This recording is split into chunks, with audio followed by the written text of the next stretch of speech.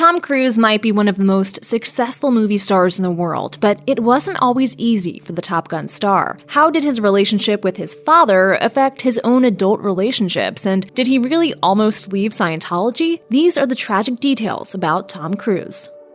In the early 2000s, Tom Cruise gave a lengthy interview to Parade about his upbringing. He was born on July 3, 1962 in Syracuse, New York, with the birth name of Thomas Cruise Maypother IV. His father held the same name one generation back, and his mother was Mary Lee. With 3 sisters to care for along with their son, the Maypothers struggled to make ends meet. Maypother III had no luck keeping down a job as an electrical engineer, and the family was often on the move as he sought work. But if Maypother III didn't provide, he exercised control over his family in other ways. In Tom Cruise, an unauthorized biography, Andrew Morton suggests that the father's handling of his son crossed the line from tough love into physical abuse more than once. And apart from any life lessons, the actor recalled that when life didn't go his father's way, he took it out on those around him.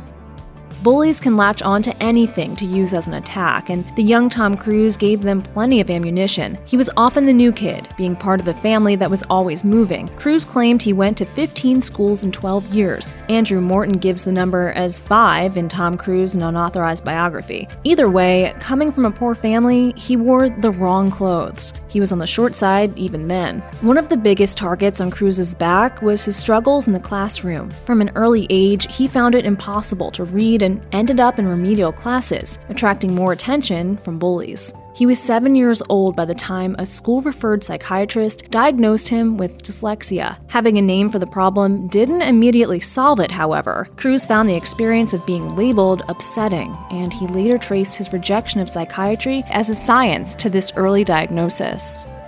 Lots of kids pick up odd jobs around the neighborhood. For a young Tom Cruise, odd jobs were how he paid for movie tickets, which were a passion of his from age 4 on. In the days before home video, YouTube, and streaming, the only way to take in the movies was at the theater. So a portion of Cruise's income from mowing lawns, delivering papers, and other bits of work went to the box office. Circumstances wouldn't allow him to sink all his earnings into movie tickets, however. Money was so tight for Cruise's household that on one occasion, they forwent Christmas presents and gave each other poems instead. Cruise's mother attempted to keep up with multiple jobs, but any contribution her children could make was welcome and often needed. So a portion of Cruise's income from his neighborhood tasks went towards the necessities of life.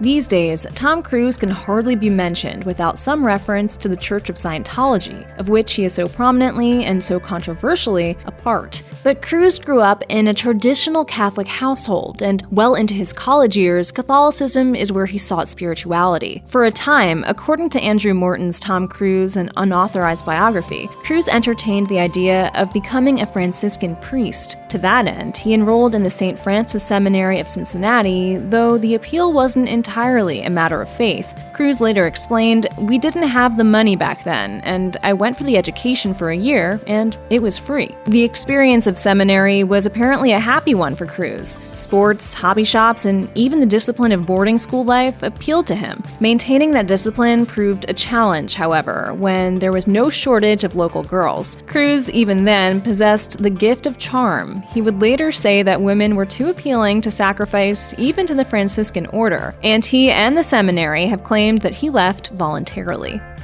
The abuse that Thomas Cruise Maypother III inflicted on his family came to a head in 1974. This, writes Andrew Morton in Tom Cruise, an unauthorized biography, is when Maypother's verbal attacks, secret drinking, and instability became too much for his wife, Mary Lee. In a momentous decision for a devout Catholic woman of her generation, she took the children, left Maypother, and filed for divorce. It was a significant financial gamble as well as a personal upheaval. Maypother was not prepared to provide child support. Tom Cruise, 12 at the time, did not mourn his father's absence from home. When Maypother followed his family to Kentucky and attempted to reach out to his son, Cruise firmly rejected him. Morton writes that when Maypother remarried, Cruise put in a dutiful appearance at the ceremony. Once it was over, he abstained from all contact with his father, his new stepmother, and his step-siblings. Some effort at reconciliation was made in the 1980s after Cruise's acting career had begun. By then, Maypother author was gravely ill, wasting away from cancer in his late 40s. He imposed a condition on the reunion, no questions about the past. Cruise accepted his father's terms and met with him in the hospital. Later, he could only describe the final encounter as sad. Do you feel that that chapter ended more or less satisfactorily at that point? Yeah, more or less satisfactorily.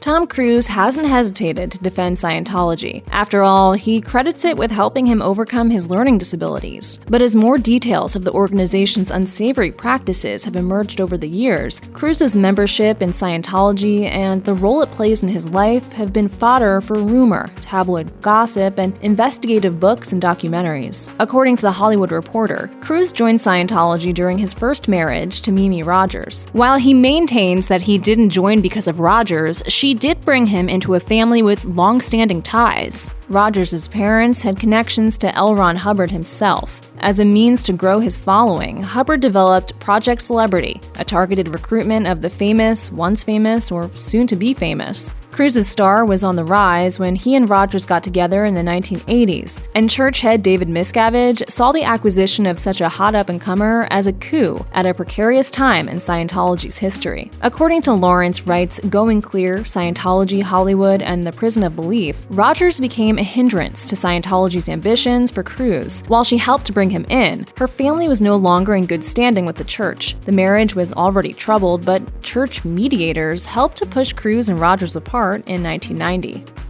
From its very beginning, Scientology has attracted chilling accusations. Ex-member Leah Remini's A&E series Scientology and the Aftermath was an often damning insight into many of the charges, including fraud, extortion, obstruction of justice, intimidation of critics, and brainwashing. Remini described Tom Cruise as brainwashed when promoting her series through Variety, though she also stated to the Daily Beast that Cruise is well aware of the truth of the organization. Cruise has never claimed to be brainwashed and never acknowledged any uncouth practices by his religion. He hasn't spoken of any issues he has with the church either. But according to the Daily Beast, after his first marriage to Mimi Rogers ended and he became romantically involved with Nicole Kidman in the 1990s, Cruise's attachment to Scientology wavered. In part, this was due to his infatuation with Kidman. The attraction had already led him away from his first marriage. Kidman became a Scientologist for Cruise, but when she reached her limit with the church and its leader, David Miscavige,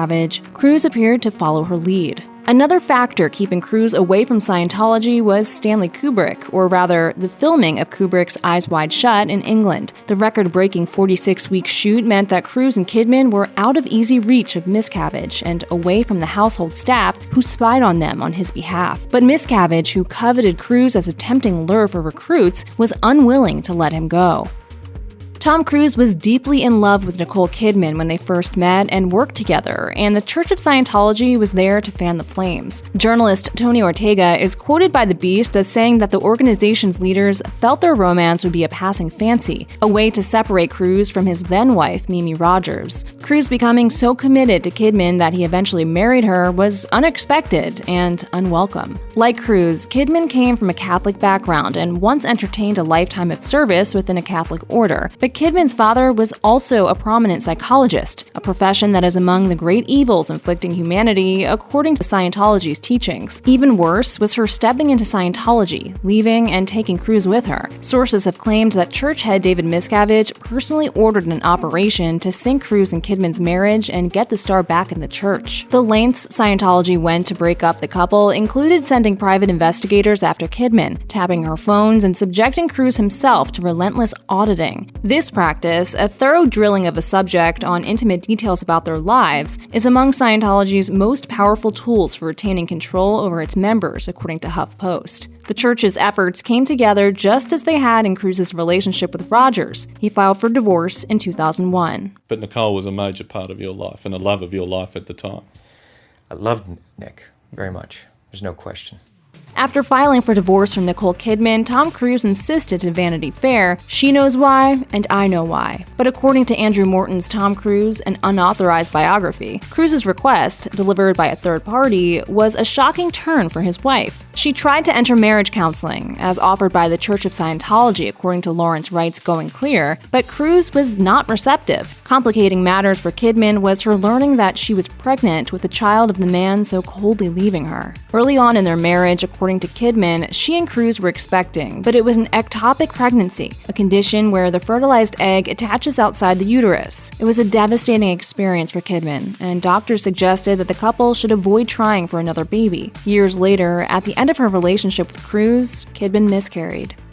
Divorce and childhood trauma can breed deep unhappiness in people, affecting their ability to emote and connect. Eileen Berlin, Tom Cruise's first personal manager from 1980 to 1983, suspects that to be true of her former client. In an interview with the Daily Mail in 2012, she remembered the Cruise she first met as an explosive young man. Though he could be, in her words, sweet, respectful, and mannerly to a fault, Cruise was also prone to flying off the handle. Cruise's anger didn't always come out fast and hot. Sometimes he made constructive use of it, as in his early role in Taps. At other times, it manifested as a wall of resistance. Berlin said, "He was so private. He couldn't show his true feelings. You would get so far, and he would close down." For Berlin, who put Cruise up in her apartment for several months in 1980, the most obvious source of this reserve and her client's mood swings was lingering resentment toward his father. It was the same issue, says Berlin, that opened Cruise up to the overtures of Scientology. You know how I feel? I feel privileged. That's how I feel. I feel I live a privileged life.